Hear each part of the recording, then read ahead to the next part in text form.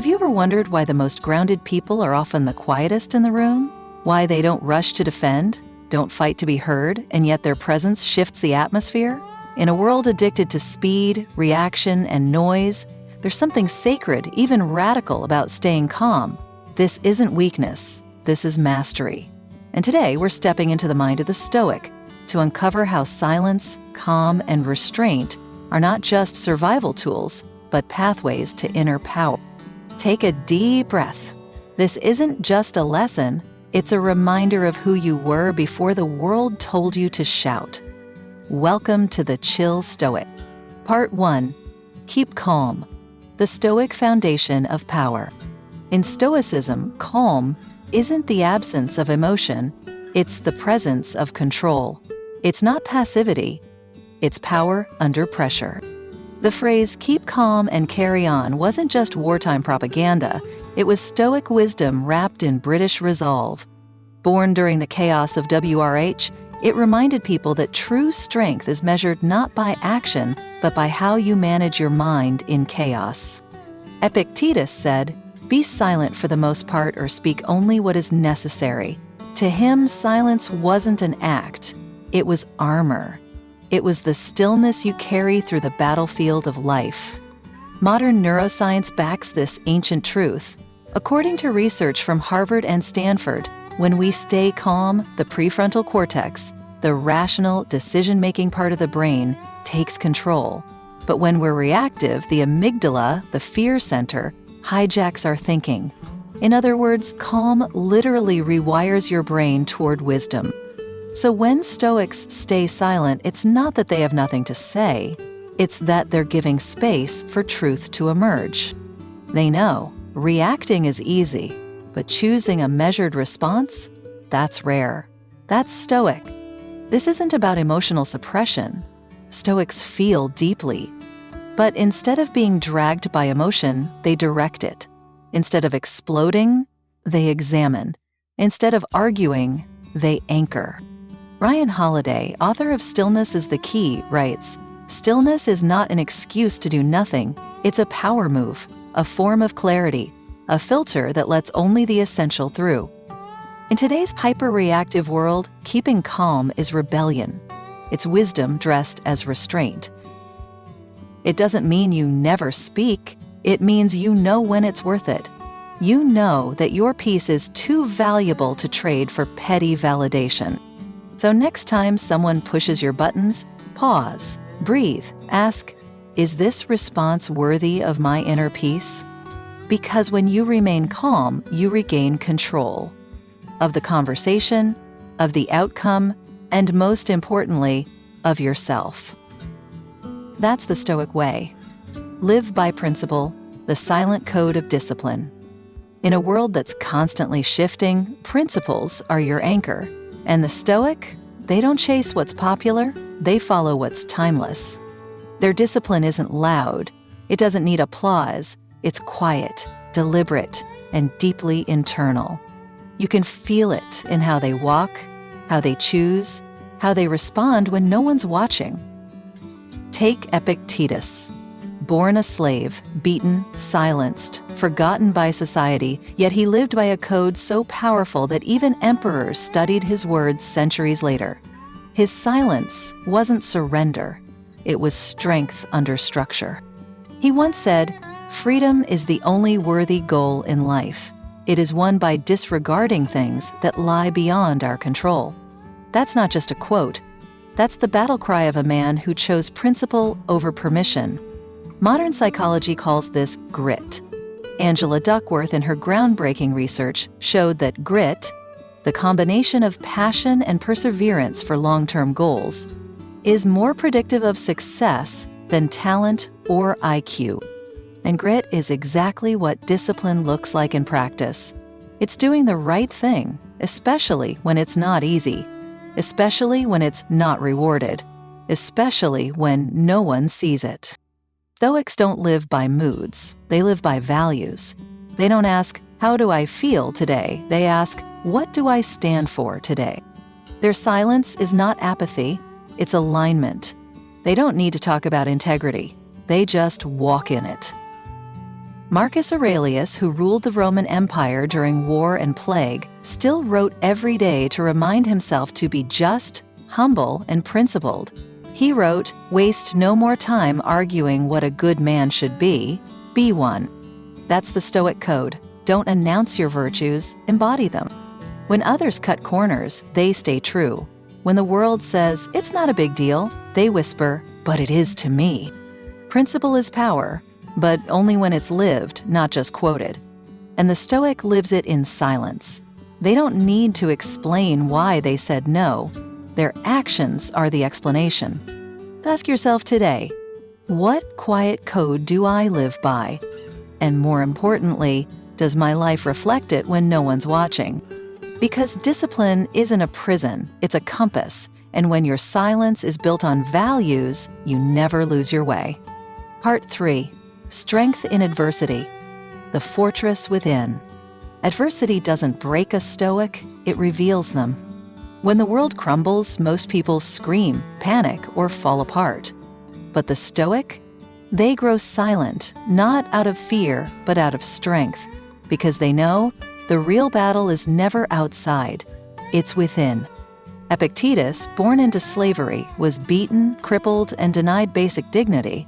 But instead of complaining, he wrote philosophy that still reshapes minds today. He taught it's not what happens to you, but how you react to it that matters. His silence wasn't a retreat, it was a response. Calm, measured, resilient.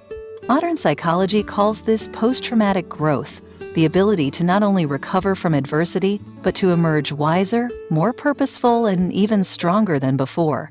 Studies from the University of North Carolina show that those who reflect instead of react often experience deeper transformation. The Stoic doesn't deny the pain, they sit with it. They look it in the eye and ask, "What are you here to teach me?" They don't shout into the storm, they become the eye of it, centered, unshaken. This kind of strength isn't forged in comfort, it's born in fire. But it's not brute force. It's the grace to hold your ground when everything around you falls apart. Viktor Frankl, Holocaust survivor and psychiatrist, said it best. When we are no longer able to change a situation, we are challenged to change ourselves.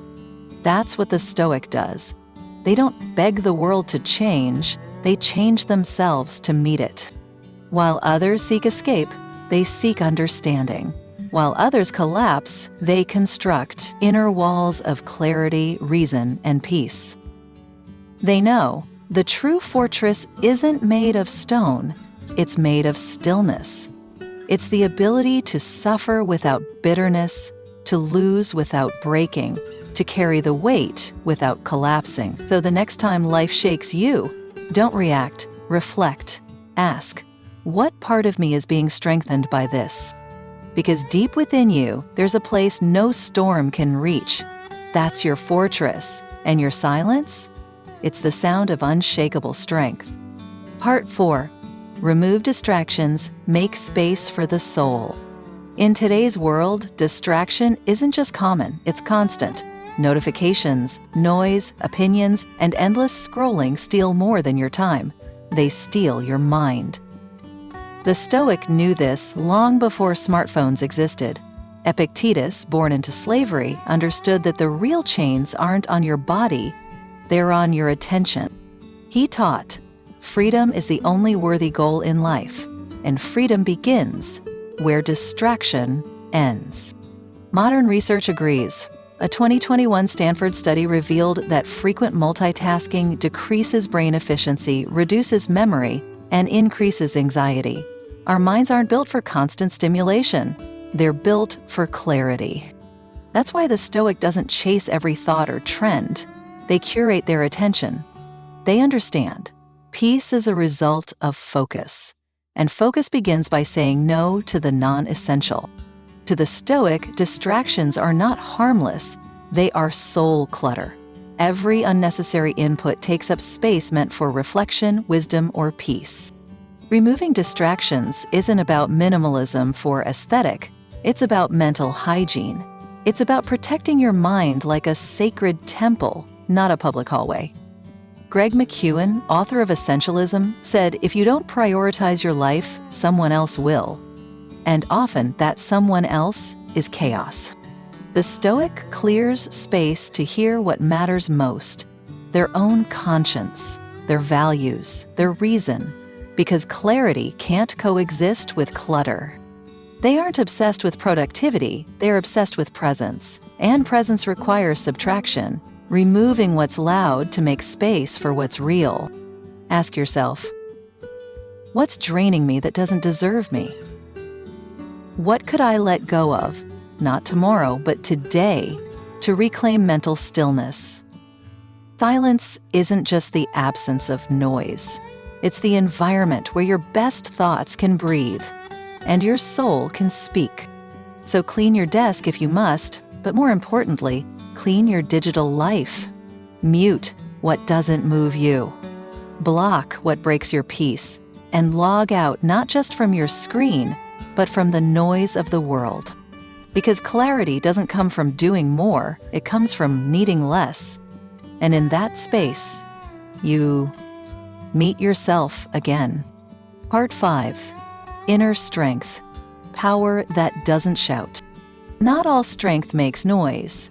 Some of the most powerful people speak softly, or not at all. Because real strength doesn't need to prove itself. It doesn't beg to be seen. It simply is.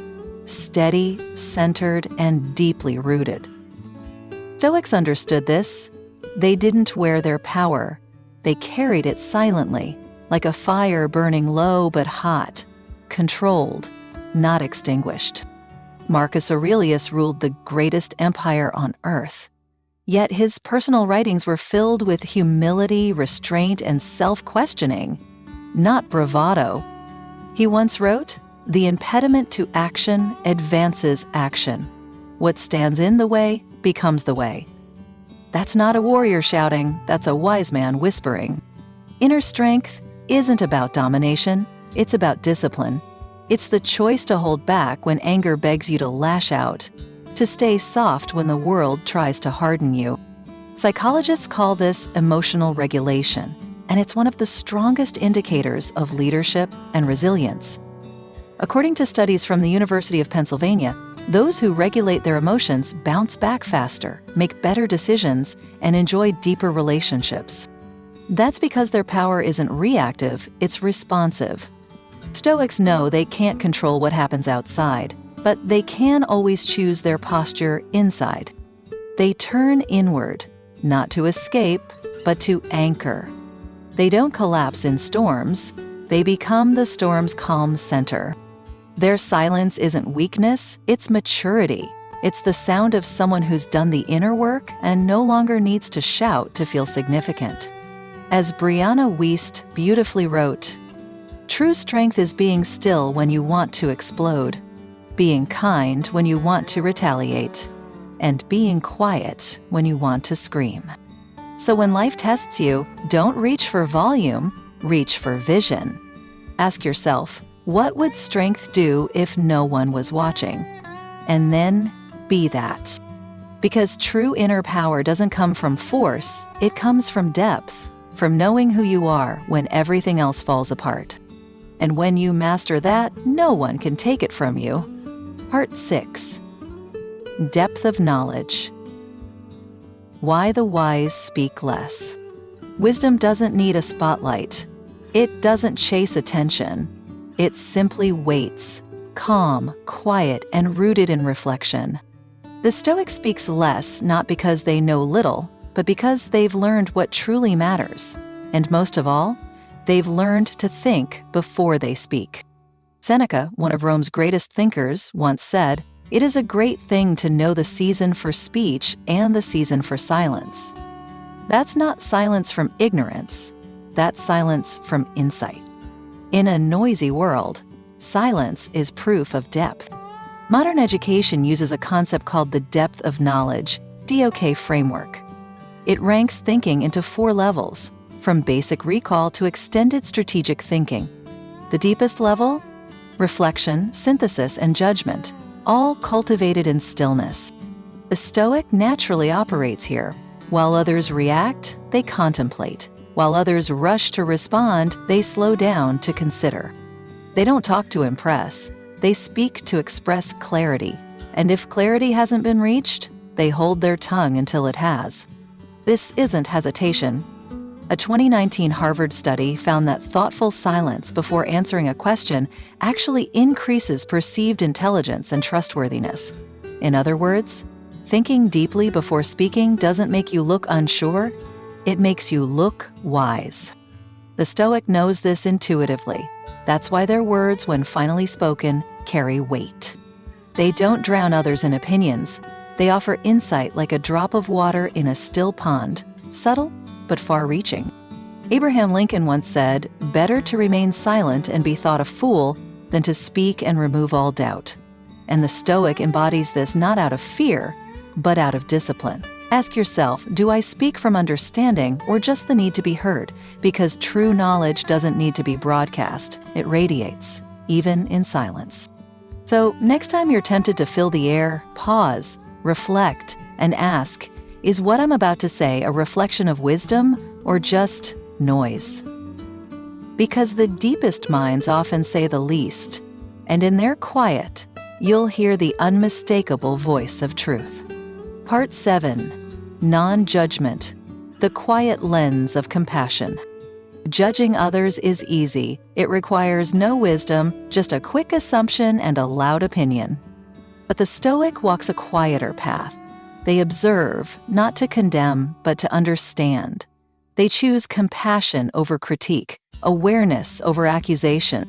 Marcus Aurelius, the philosopher-emperor, wrote in Meditations, "When you wake up in the morning, tell yourself, the people I deal with today will be meddling, ungrateful, arrogant, dishonest, jealous, and surly, but none of them can harm me." He didn't write that out of bitterness. He wrote it as a reminder. Others act according to their understanding, and so should we. Non-judgment doesn't mean you approve of everything. It means you acknowledge complexity. You understand that every person is fighting battles you can't see. Modern psychology confirms this. Cognitive behavioral therapy, CBT, teaches that judgmental thoughts are often cognitive distortions, shortcuts that oversimplify people into categories. And those shortcuts lead to emotional suffering, not clarity. The Stoic resists these distortions. They refuse to reduce people to their worst moments. Instead, they pause and ask, what led them here? This mindset fosters not weakness, but wisdom, because empathy isn't softness, it's a form of vision. It allows you to see the full picture, not just a single frame. Brené Brown said, "People are hard to hate close up, move in." And the Stoic moves in, not physically, but inwardly, toward patience, toward humility, toward peace. Judgment is reactive. Understanding is intentional. So the Stoic doesn't gossip. They don't rush to label. They leave room for change, for growth, for mystery, because they know we're all unfolding stories, not finished products. Next time you're tempted to judge, try this. Breathe. Listen. Ask yourself, what in me is reacting to this? And what might they be carrying that I don't see? In that pause, you'll find space. Space for humanity. Space for healing. Space for wisdom to speak. Because sometimes the greatest act of strength is choosing not to judge. Part 8. Deep listening, where true wisdom begins. In a world where everyone wants to speak, few are willing to truly listen. But the Stoic knows the loudest truth is often found in silence. To listen deeply is not to wait for your turn to speak. It's to surrender your need to be heard in order to fully hear another soul. Musonius Rufus, one of the lesser-known Stoic teachers, believed listening was more powerful than speaking. He taught his students that every conversation was an opportunity not to lecture, but to learn. Deep listening is rare because it requires discipline. It demands presence. It asks you to leave your ego at the door. Modern research agrees. According to a 2023 study in Harvard Business Review, deep listening improves empathy, strengthens trust, and increases emotional intelligence. In fact, leaders who listen well are rated as more competent, even when they speak less. Stoics don't just hear your words, they hear your meaning, your emotions, the truth beneath the noise. They don't interrupt to insert opinions, they absorb, they reflect, and only then, they respond with clarity. This is more than communication, this is connection, and it begins with silence. The Dalai Lama once said, "When you talk, you are only repeating what you already know. But if you listen, you may learn something new." The Stoic lives this truth, not just in conversation, but in life. They listen to others, to nature, to the quiet voice within. Deep listening also sharpens awareness. It helps you read between the lines of people, of moments, of your own reactions. And when practiced consistently, it becomes more than a habit. It becomes a way of being. So next time someone speaks, don't just hear, attune. Let your silence be sacred space. Let it say, "I see you. I'm here. You matter." Because wisdom doesn't begin with speaking, it begins with listening, with your ears, your heart, and your presence. Part 9. Humility. The silent mark of true strength. True strength doesn't need to be loud. It doesn't brag. It doesn't demand attention. It simply shows up, calm, grounded, and unshakable. The Stoic understands this. They don't confuse humility with weakness. They know humility is the space where wisdom begins and ego ends. Cato the Younger, a Roman Stoic, lived this out fully. Though he held immense political power, he wore simplicity like a crown, choosing virtue over vanity, restraint over recognition. He didn't speak to impress. He acted with integrity even when no one praised him, and that was his power. Modern psychology confirms what Stoics knew long ago. Studies published in the Journal of Positive Psychology show that humble people tend to have stronger relationships, better leadership skills, and greater psychological resilience. Why? Because they remain teachable, open, curious. Humility doesn't mean thinking less of yourself. It means thinking of yourself less. It means letting go of the need to be right, to be admired, to be praised. Rick Warren once said, "True humility is not thinking less of yourself. It is thinking of yourself less." That line alone captures the Stoic spirit. The humble Stoic doesn't pretend to know everything. They ask questions. They listen longer. They admit mistakes because they understand. The moment you stop learning is the moment you stop growing. And growth requires space. Space only humility can create. In conversation, the humble don't interrupt. In success, they don't boast. In failure, they don't blame. They simply move forward with grace. So ask yourself today, not how great you look, but how grounded you feel. Not how much you say, but how much you're willing to learn. Because humility isn't the absence of confidence, it's confidence without arrogance. And in a world that's obsessed with status, being humble is revolutionary. The Stoic doesn't chase the spotlight, they carry the light within. And it's that quiet light that guides them home. Part 10. Self-control, the final proof of power. Power isn't found in how much you control others. It's found in how deeply you control yourself. The Stoic doesn't dominate the world around them, they master the world within. Because self-control isn't about restriction, it's about liberation. Marcus Aurelius, the Emperor of Rome, faced war, betrayal, and loss. Yet in his meditations he wrote, "You have power over your mind, not outside events. Realize this and you will find strength."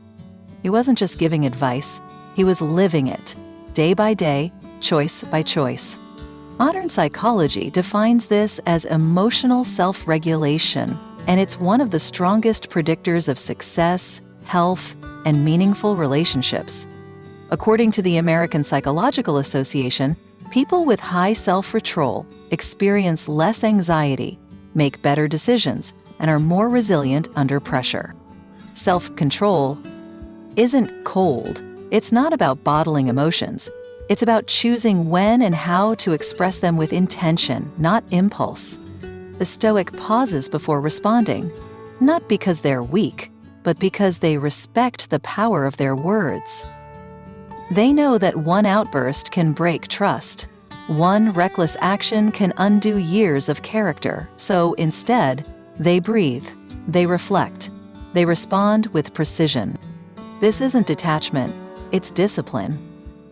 Viktor Frankl, survivor of the Holocaust and author of Man's Search for Meaning, famously wrote, "Between stimulus and response there is a space. In that space is our power to choose our response. In our response lies our growth and our freedom." The Stoic lives in that space. They protect it like sacred ground. Self-control is also the foundation of peace. Without it, you're a puppet to your cravings, your anger, your fears. With it, you're a master of your fate. While others blame the world, the Stoic turns inward, not to escape, but to engage with clarity. They know that every emotion is a wave, and they choose which ones to surf and which ones to let pass. So the next time life tests you, don't react, respond. Don't explode, exhale. Ask yourself, is this action aligned with who I want to be? Because real power isn't explosive, it's restrained. It's the quiet conviction to do what's right, even when your feelings scream otherwise. The Stoic's silence is not emptiness, it's strength in stillness. And that, in the end, is the highest form of power. You've walked through 10 silent virtues, each one more powerful than the last.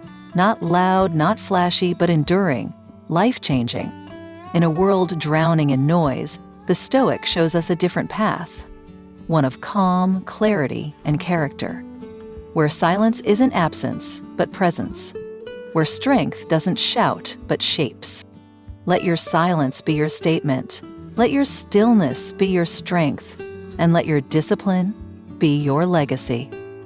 Thank you for joining the Chill Stoic. We'll see you in the next episode. Stay quiet, stay powerful.